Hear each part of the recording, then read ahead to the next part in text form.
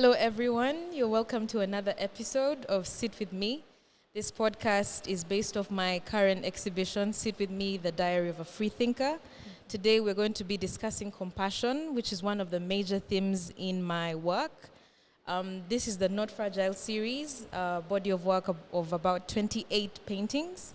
And in compassion in particular, what I was trying to showcase was portraying women as they are and embracing their capabilities and holding them to a level of advocacy for themselves and for the community around them. Wow. So I have these paintings like showcasing empowerment, self-empowerment, and looking at these aspects of compassion and vulnerability as things that do not equate to fragility.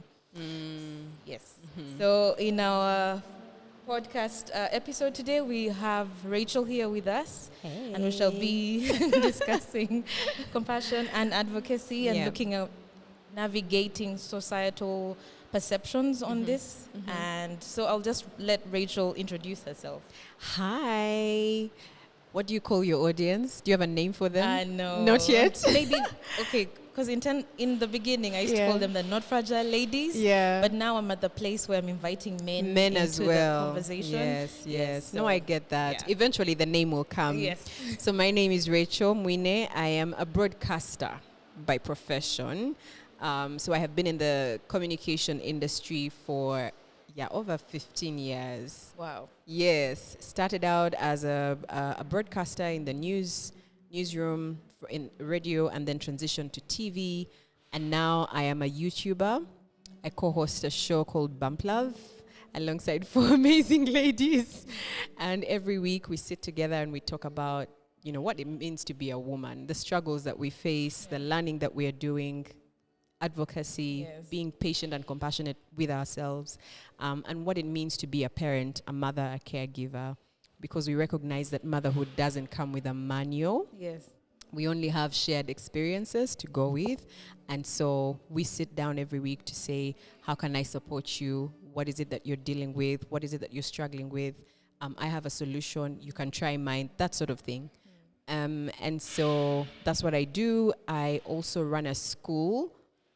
That's a more recent development. Okay, I know. Nice. I run a school, both kindergarten and primary school. We follow the SEE curriculum somewhere in a suburb called Chireka, Kamuli. And I am a mother of one for now. I like how you're saying for now. Emphasis being on for now. Yes, and I'm married. I've been married 10 years. Yeah, and I'm excited to be here. Yeah. Isn't she perfect for this? Am my God. I? Yes, you are. This is impressive. Thank you. So wonderful to watch. I've been Thank following you for a long for a time. while. And Bump Love is incredible. It is. It and is. The entire Thank you. team you're And the with, entire like crew. you guys are on another level. Thank you. Yeah. Thank you for saying that. Okay. Yeah. So let's dive in. So I wanted us to discuss the intricacies of compassion and self-compassion. Basically where they intersect and how they're both essential. Okay. So I guess before we get to the intersection, it would be important to define compassion. Compassion, simply put, is having sympathy or empathy for another person, or concern for another person, especially in the area that they're struggling with. Yeah. Or, maybe they're going through a trauma, or they're going through an experience in their life that has either put them down or put them at a disadvantage from other people. And so you looking on them with compassion or with sympathy is really what compassion is. And I feel like then self-compassion is being able to have that for yourself, being able to give yourself a break and say, okay, I've been through this situation. Maybe I need some time to heal, or I need help. Let me reach out to, say, a therapist or a counselor or somebody who in society who could help you. So the intersection really is, in my opinion, I find that it might be difficult for you to extend compassion to somebody else if you are not showing compassion to yourself. True. If you don't understand what it means to be compassionate to yourself. And I find that as women especially, I don't know if that's innate, but we tend to think about other people's needs more than we think of our own. Very true. Maybe it comes from our maternal instinct. I'm a mother now, so I have a son, and I'm always thinking about ways to make his life comfortable, even at the expense of my own needs. And so I find that if we practice self-compassion, we are more likely to have compassion for others. Yes. It's not easy to build. It's not easy to inculcate in our lives. I think it requires, I'm very introspective as a person, but I wasn't always like this. I think in my 20s, I was more, just go with the flow. A thing happens in your life. You don't stop to think, how has this affected me? How am I different now? Am I feeling angry? Am I disappointed? Do I feel hurt? Is this a traumatic experience? If it is traumatic, what am I doing to heal? What am I doing to move on from this situation? So it was just, a thing has happened. That's life. Let's move on. And I find that it even made it difficult for me to look on other people with compassion, or to even build concrete friendships with other people, because I was not extending the same to myself. True. And I dare say that it's the same with compassion. If you're not able to stop and think, how has this affected you, Charlene? You've just gone through, maybe somebody that you love has walked away from you, or you've lost someone, you're grieving. Do you say, no, that's the way life is, let's get up, dust off, and move on? Or do you stop to think, what do I need in this moment? It's not selfish. Yes, I agree. It's not. I think you cannot pour from an empty cup. You need to be able to fill your own cup before you pour into the cups of others. So I would say the intersection is in understanding yourself. And I think self-compassion is also rooted very heavily in self-awareness. Yes. If you don't understand who you are, Charlene, and oh my gosh, I'm enjoying the experience now as an adult, just constantly interrogating why I'm feeling the way I'm feeling. Just yesterday, I was feeling some type of way. Allow me be vulnerable. Yeah. I was just feeling like something's not adding up. So you know how life is. Every time somebody asks you how you are, your instinct answer is going to be, I'm okay. Yeah. But if they really sat down with you, you have struggles. There are things that you're going through that you would not just tell anybody. And so I was just thinking about some of the burdens that I am carrying. My dad is ailing, he's sick. My husband and I, of course, will go through stuff in our marriage. And so yesterday, I was just feeling low. My energy was really, really low. And so I sat in the car because I was doing stuff. I had a function to attend, and then I had a wedding to attend in the afternoon. So in between the functions, I sat down and I was like, no, I can't continue like this, because I'm going to snap at someone. Yeah. So I sat in the car and I started to think, okay, what exactly is bothering me? Is it this? Is it A? Is it B? Is it C? And if it is C, to what degree? What can I do about it?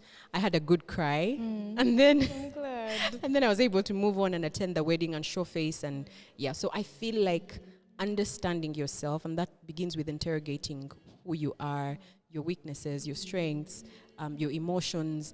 Are you prone to fear and anxiety? What does that look like for you? What are your triggers? Then you can begin to extend compassion to yourself. Yeah. And once you've mastered that, you're able to extend compassion to others. Other people. I've talked a lot. No, it's okay. I feel like I agree with that so much, Yeah. because for me, I always found it easier to advocate for other people. Other people, yes. But then it became inadequate because it made me feel like I'm overextending, because I was not exactly like you said about the cup being empty, Yes. Yes. And so I would get frustrated at the end of the day when they wouldn't receive my compassion yes. the way I expected, Yes, or they wouldn't applaud me for Aha, extending it. compassion, yeah. Yeah. Yeah. And yet it should be an act that you do because of goodness itself. Exactly. And not necessarily because you're planning to gain something from it. Exactly. Yeah. So that's wonderful. Yeah. I had done a study a bit on compassion and finding that the root word is from a Latin word, compati, which means to suffer with and to endure with. Wow. Yeah. So when you said about it being doing it for someone who is at a place of weakness. It really makes sense, because you are choosing to endure with someone. Yes. To be present with them in the pain. In that moment. Yeah. One of my paintings behind you, the melancholic dresses, shows these two women coming together in grief. Yeah. And I know sometimes we, especially in our society, we talk about guma, right? Yes, when grief put is on happening, like, put on a brave strong face. face. Yeah, And we forget to see this as a human experience that must be felt. Yes. You must go through it so that you can get on the other side. for sure. So I love your For insight sure. on that. Thank you. Yeah. So I just want to transition into how compassion drives positive change, especially in supporting like marginalized voices, because the intention for this series is to bring up women, especially women of color. Yeah, I mean, back to walking in the shoes of someone who is going through a thing, I think sometimes also what helps is because our lives are not like a straight line, your story 10 years ago it could impact another woman or could impact a marginalized woman who is probably going through the same thing that you went through. I feel that there is such power in our experiences, and from our experiences, we draw a lot of lessons. There's a lot of things that we learn. For example, if somebody has grown up, say, poor, they're more likely to have compassion for poor people. True. They're more likely to have compassion for poor women and say, you know, what can I do to better the lives of poor women? And so I feel that compassion is the fuel or the engine that drives being able to stand up for or pull up marginalized women that are struggling. Without it, it then becomes either a job or it is it's a chore. If I don't have compassion, then I'm probably not going to have lasting impact, because for me, I'm doing this maybe to get a paycheck, I'm doing it for recognition, like for all the wrong reasons. But I feel like compassion is more sustainable, it's more long-lasting, in the sense that it's, first of all, compassion is not tangible. It's not something that you can touch. It's not something that you can quantify. You're either compassionate or you're not. Yeah. And so I find that without compassion, the work we're doing, one, is in vain. You're not going to see people who need to be seen. You're not going to see women who need to be seen. And therefore, they're not going to get the help that is intended for them. So without compassion, compassion is almost like maybe can I use the word true north for the work that we do in terms of supporting marginalized women or marginalized people in this case. Yeah, I would say that. I remember John Gray having a conversation with Israel right after George Floyd had passed. And they were talking about how it's not possible to discuss divinity without seeing someone's humanity. Absolutely. And I think that also goes to love, discussions on justice and equality. Yes. If you cannot see someone's humanity, there is no way you can ever... That's so true. Because it's not true. It's not true love. It's not real. Yes. It's not genuine. Yeah. And I think at a very basic level, we are all human, and your humanity might play out differently from mine, but that doesn't take away from your humanity. Your struggle might be poverty. Your struggle might be grief.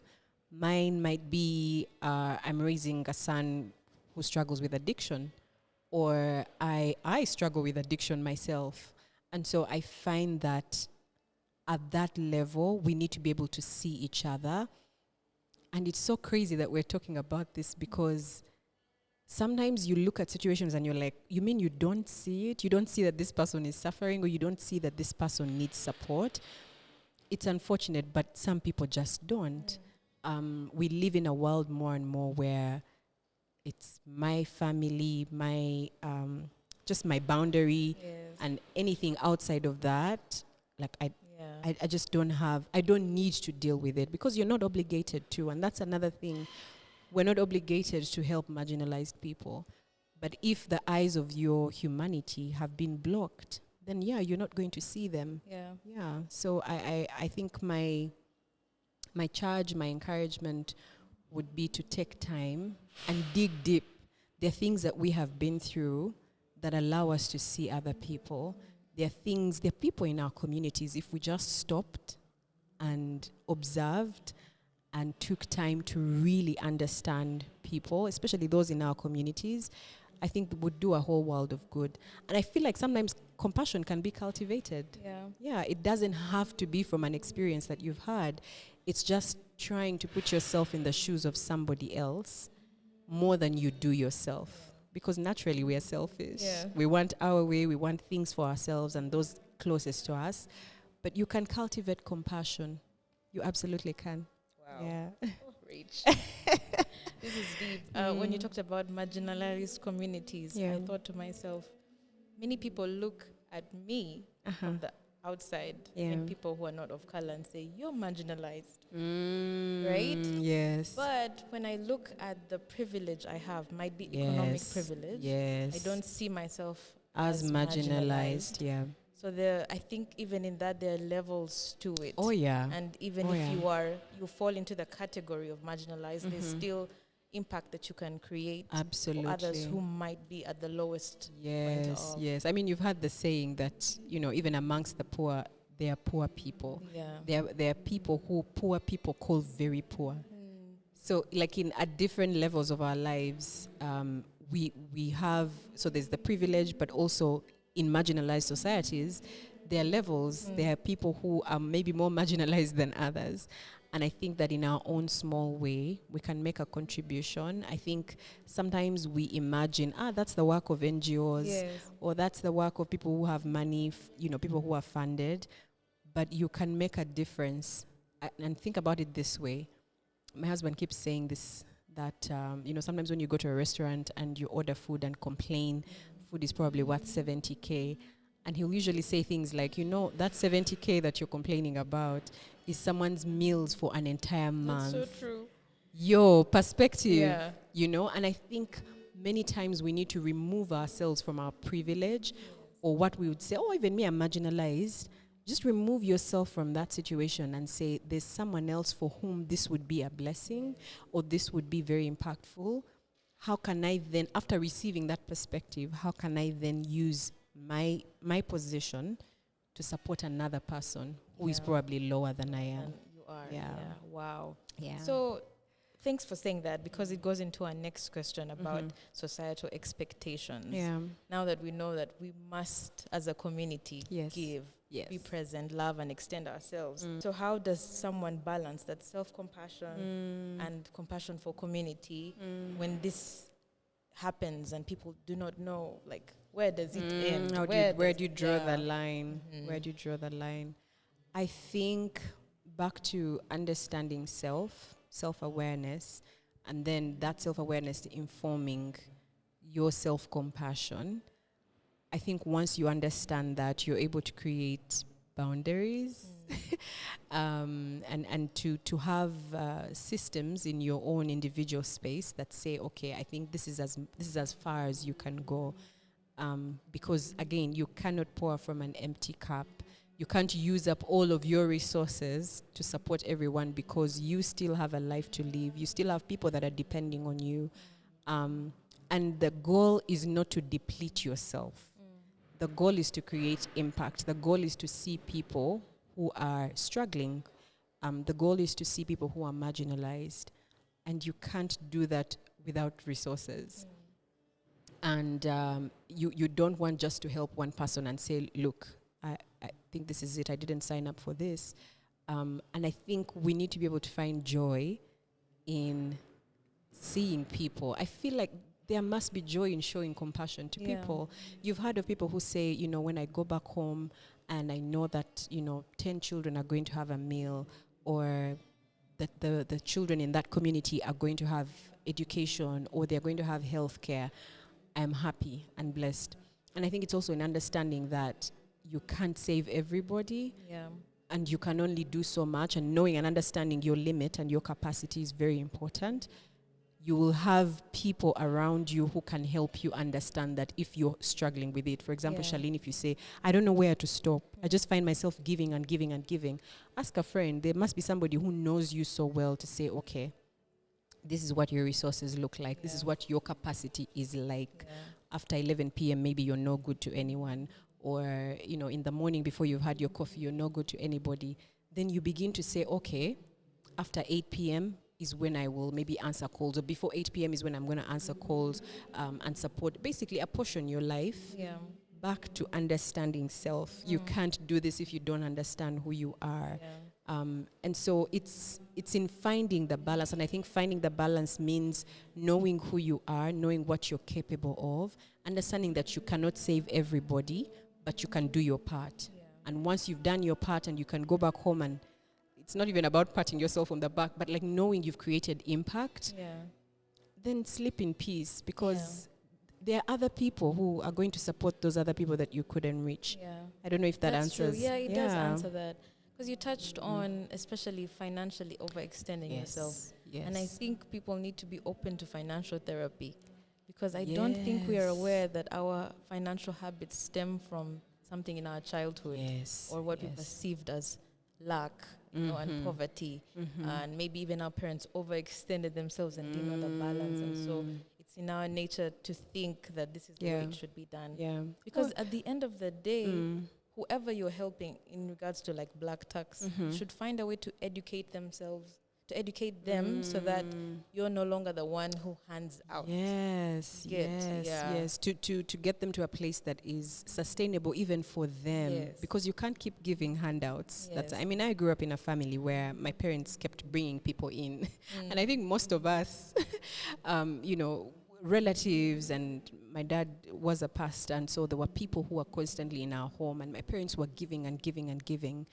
And I would like to think that my mom eventually got to a point where she's like, okay, there are certain people who I will love from afar. There are certain people who I will support from far. Because like you've said, not everybody is going to appreciate you.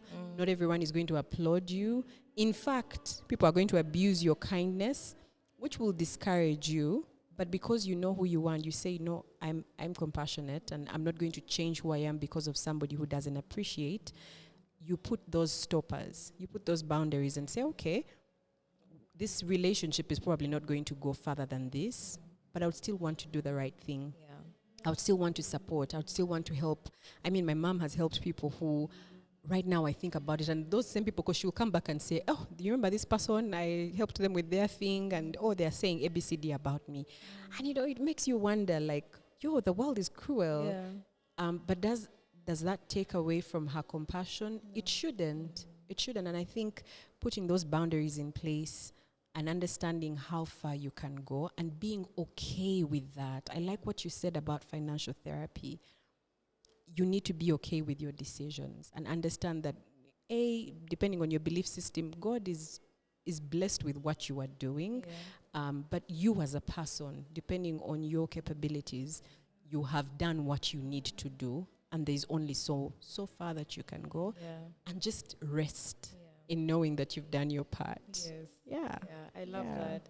There's a painting that I did called The Orange Dress, and it has this lady resting in the living room. Yeah. Right behind me. Yes. Sorry, I can't. And she's taken out the batteries of the clock because she's moving herself tired. From the... she's just tired. Yeah. And because in our society, we see as rest as weakness. Yes. And yet sometimes you need to rest from over-giving and overextending yourself. And in rest, that's where you do the self-examination, you know? Yes. Because I can imagine that in our society, if you are bound to a family, you must help this family. Come on, Baya. We don't walk away from our families. Yes, we don't walk away from our families. Yeah. But I think sometimes when you see that your own health has been put on the line, or the safety of your immediate family, then you must step in, because I mean, how are you going to explain that you showed compassion to another family and you didn't show compassion to your own? So I think that there's definitely a place for you to evaluate, to rest, to take a step back and say, this doesn't look like what I thought impact would be. Therefore, let me remove myself before you get, what's the word, toxified by the situation. And say, let me take a step back. Because people have decided they're not going to be compassionate because of how their recipients have responded. And I find that really sad. And I don't want to put the blame on them, but I think sometimes it's important for us to say, I am compassionate and it's something that I believe is deposited in me. I want to be able to create change. But now I am feeling like I don't like this thing I'm doing. Something is off, so let me take a step back and ask myself some very hard questions. And then come back and keep doing what you're doing, but with systems and, boundaries in place to make sure that there's no burnout, that you're not resenting what you're doing because you're doing a good thing. That's true. Yeah. Yeah, because what you're truly saying is empowerment of others comes from self-empowerment. Exactly. And that means exactly choosing to rest, choosing yourself first. Yes. Good, yeah. Yes, before So you go we out. could maybe talk about the negative self-talk that happens. Because, you know, you're human. And sometimes even it comes from because you didn't do that thing for another person.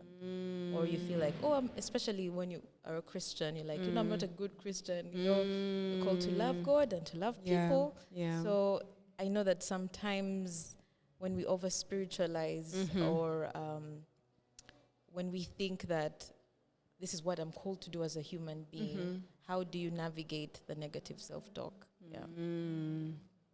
I think we need to have a baseline or a true north for why we are doing what we are doing. I mentioned earlier that for some people, compassion might be a way to earn money. And granted, your work can be double-edged. It could be that you're actually creating impact because you want to, and that is the way God is providing for you. That's a given. But I do know that many people have abused compassion, and I'm going to put that in quotes, by using it as a means to an end. And so I think that it's important for you to understand, why are you doing what you're doing? Is it coming from a deep sense of purpose? Is it coming from an experience that you had that has formed why you are on earth? You know, there's women who maybe have had miscarriages and their purpose has been drawn from that experience, and so they want to support other women who have gone through similar situations. Or maybe women who came from communities where there were harmful practices, cultural practices like genital mutilation, and so they decide my work is going to center around that. So it's important to understand, why am I doing what I'm doing? Where's the foundation? And that becomes what helps you get through negative self-talk. And so if your vision and your goal and your reason for doing what you're doing is being achieved, then you can measure it with what you're telling yourself. Yeah. If you're saying, I'm not being a good Christian, look at what you are doing. Am I helping the poor? Am I helping the needy? There's actually a verse that talks about the true religion that God desires. It's in helping widows and in orphans. And then in not being corrupted by the world. But in bringing that example up, it's, am I doing what I'm supposed to be doing? Am I supporting orphans? Am I supporting widows? Or am I, whatever it is that you have been called to do, then you counteract it. You counteract the self-talk with your purpose, or where you derive your purpose. And I think, again, it's a muscle that you need to build, because self-talk can be so loud. And almost so real and honest. You know, you wake up and you're like, oh my gosh, I don't feel like I'm doing enough, or I don't feel like I'm giving of myself as I must. But then, depending on how that makes you feel, which chances are it's going to make you feel horrible, go back to your true north and say, no, I'm rejecting this thought, I'm rejecting this talk. It's not consistent with what I am doing, but also the reason I started what I'm doing. The evidence, the impact. I mean, I will give an example of Bump Love. This may not necessarily be compassion and advocacy, but it will help drive the point home. We receive so much feedback about the show. You guys are creating so much impact. You're helping moms, you're helping women, blah, blah, blah. But are there times that I doubt myself? Oh, yes. Are there times I got back home and I'm like, oh, I shouldn't have said that. Maybe I overshared. I was too vulnerable. Or maybe nobody even cares what you have to say. There's 5 of us on the show. People are probably going to listen to Manuela, or listen to Rosette, or listen to Pumla or Angie. What you have to say, if there's anyone listening to you, it's like a handful, maybe 2 people. That's negative self-talk. And yet, are we creating impact? Yes, we are. And so I think you're so right in going back to the impact and looking back at the feedback, reminding yourself that if I was doing nothing, indeed, like myself is saying, there would not be impact. There would not be evidence of impact. So you're so right. Wow. Yes. I love that. Thank you It's so all much. right. This was You're so welcome. lovely. I enjoyed hearing your thoughts. Thank you. Such a pleasure. Thank you, everyone, for joining us. See you Yeah. on the next episode. Bye. Bye. Okay. Wow. How long?